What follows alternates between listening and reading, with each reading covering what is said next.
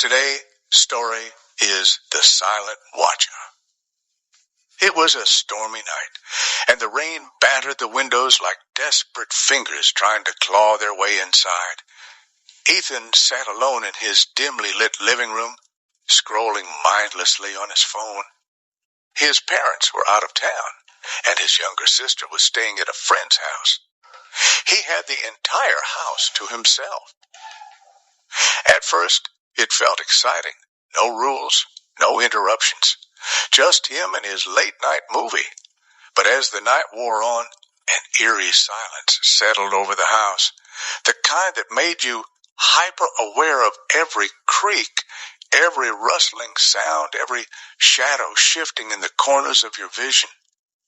Ethan shrugged it off, telling himself it was just the wind. But then the TV suddenly shut off by itself. Frowning, he reached for the remote and turned the TV back on. The screen flickered for a moment before settling back into the movie. Then came a soft thud from upstairs. Ethan froze. His heart pounded against his ribs. The house was locked. He was alone, wasn't he? He turned the volume down, listening. Another thud. It sounded like footsteps, soft, deliberate, moving across the wooden floor upstairs. Ethan grabbed his phone and turned on the flashlight, standing cautiously. "Hello?" he called out, hating how uncertain his voice sounded. No answer. For a few moments, there was nothing but silence. Then, just as he was about to convince himself it was all in his head, a door creaked open upstairs. Cold dread coiled around Ethan's spine. He slowly climbed the stairs, his pulse hammering in his ears. The hallway was dark, but he could see that his bedroom door was slightly open. He was certain he had closed it before coming downstairs. He hesitated, then pushed it open wider. His room was empty, nothing out of place. His closet door was slightly ajar, but that was normal. Then, just as he was about to leave, he noticed something. His bed. The blanket was bunched up, raised slightly, as if someone was hiding underneath it.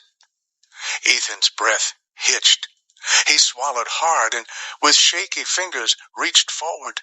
He gripped the edge of the blanket and, in one swift motion, yanked it away. Nothing.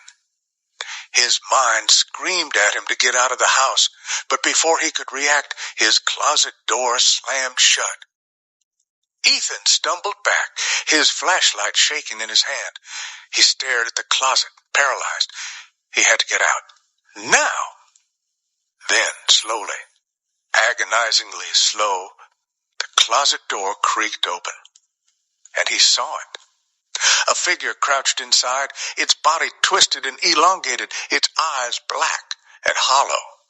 It grinned at him with jagged, uneven teeth, whispering in a voice that wasn't human. "I've been watching you all night." Ethan didn't scream.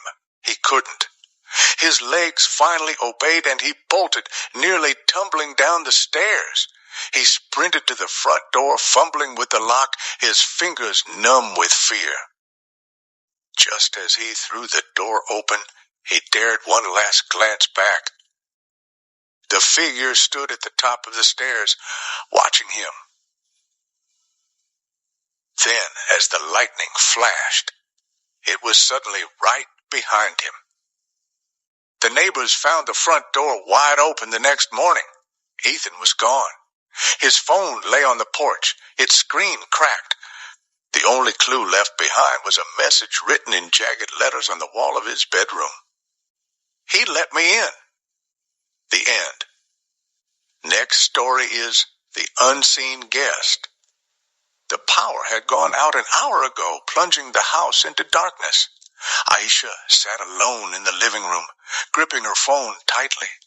The only light came from the candle she had placed on the coffee table, its flickering flame casting eerie shadows on the walls. The wind outside howled through the trees, and every now and then a loose branch scraped against the window, making her jump. Her parents had gone to attend a family wedding in another city, leaving her alone for the night.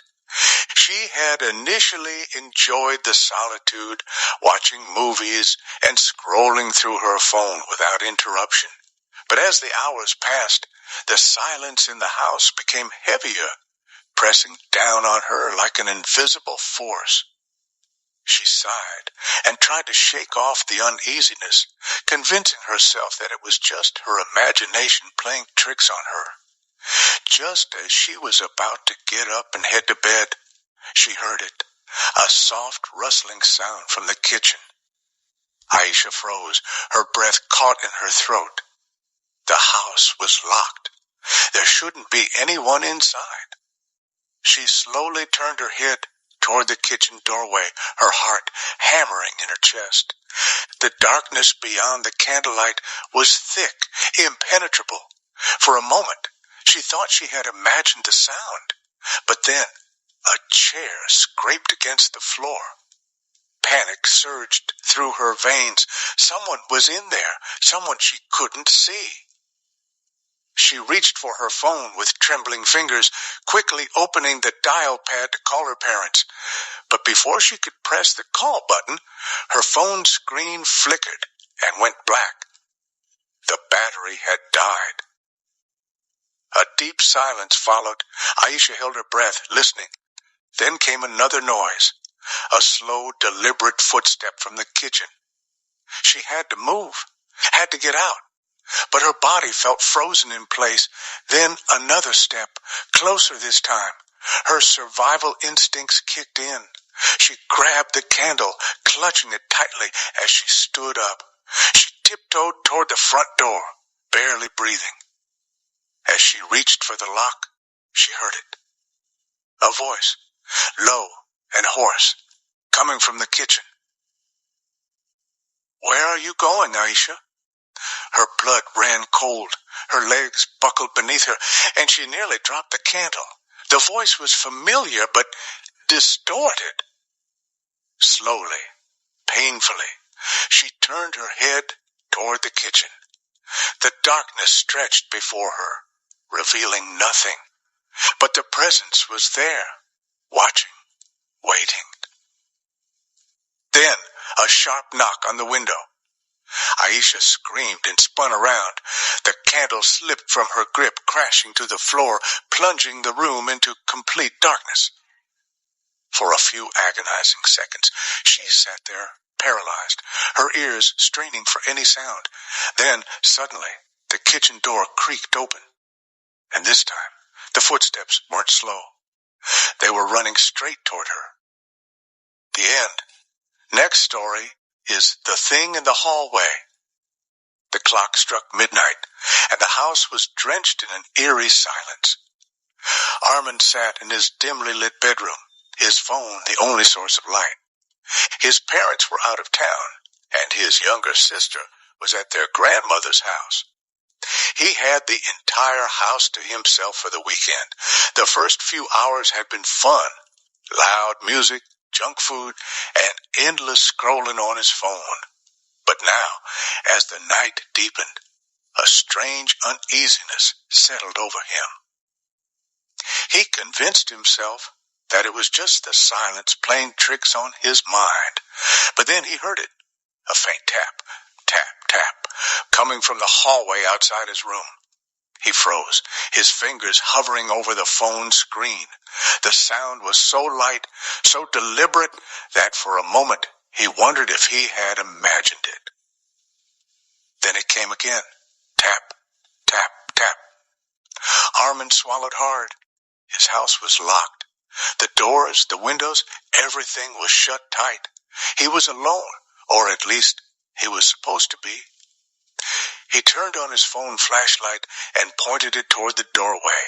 The hallway outside his room stretched into darkness. He couldn't see anything unusual, but the feeling of being watched sent a chill down his spine. Taking a deep breath, he got up and slowly stepped toward the door. "Hello?" he called out, his voice barely above a whisper. No response. He hesitated before stepping out into the hallway. The house felt different now, colder, heavier. He peered into the darkness, his heart pounding. There was nothing. Just as he was about to turn back, a soft knock came from the front door downstairs. His breath caught in his throat. It was almost 1 a.m. Who would be knocking at this hour? Slowly, cautiously, he made his way downstairs. The wooden floor creaked beneath his feet, the sound unnervingly loud in the silence. As he reached the front door, he hesitated. Something felt wrong. He placed his eye against the peephole, expecting to see a late-night visitor. But there was no one there. His skin prickled. Another knock came, louder this time. Armin's breathing grew shallow. He reached for the lock, but then stopped himself. He had seen enough horror movies to know this wasn't normal. Summoning his courage, he whispered, "Who's there?" For a few moments, there was silence. Then, in a voice so low it barely registered as human, someone whispered back, "Let me in." Armin stumbled backward, his heart racing. He turned and bolted up the stairs, his instincts screaming at him to get away from the door. As he reached his room and slammed the door shut, his phone vibrated violently in his hand. A message. No number, no name. It read, "I'm already inside." A cold dread settled over him as he heard the soft tap, tap, tap start again, this time right outside his bedroom door. He backed away, clutching his phone tightly, praying this was all some twisted dream. He grabbed a baseball bat from the corner of his room and positioned himself near the door, ready to swing at whatever was on the other side. For several minutes, nothing happened. The tapping stopped. Silence stretched through the house, heavy and suffocating. Then, just when he thought it was over, the door handle started turning.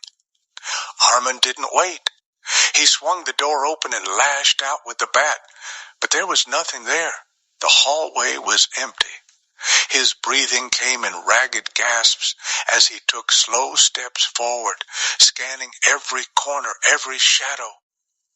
Then, from the mirror at the end of the hallway, a reflection moved.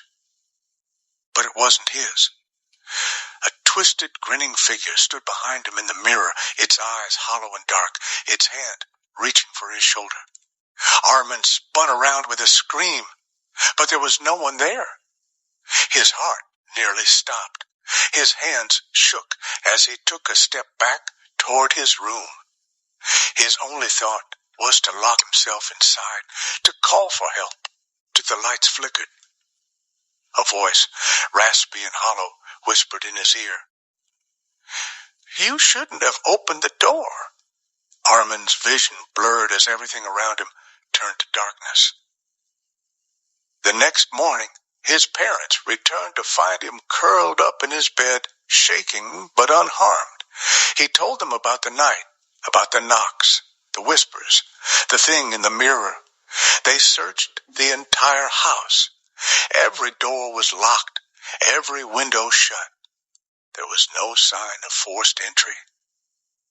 But on the inside of the front door, long, jagged scratches ran across the wood as if something had been trying to get in.